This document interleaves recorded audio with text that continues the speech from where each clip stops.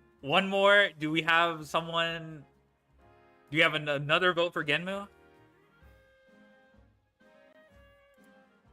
Don't get me wrong.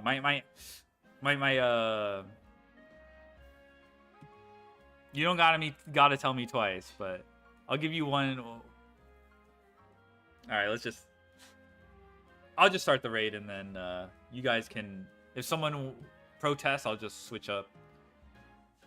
You know what I'm gonna do? Okay, so shit. Yeah, let me start the raid.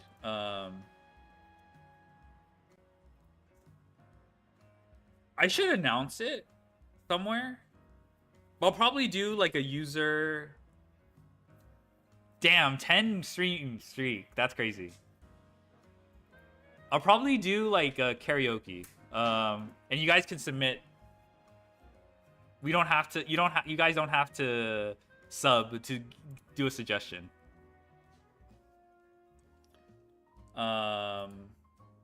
But yeah, thanks for joining me. It was just a chill grinding session. We got through most of the missions, but I don't think I'm going to be streaming anymore. At least until maybe next season. Streaming Legends Zaza. I think we pretty much we're like 99% done with the game. This was a fun game though. I really liked it a lot.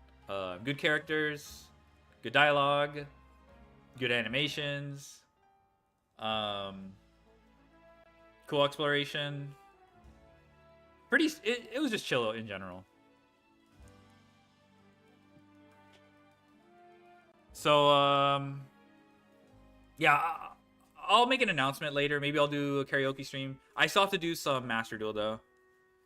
We have to return to Dice Rally. Anyway, thank you for coming. Bye-bye.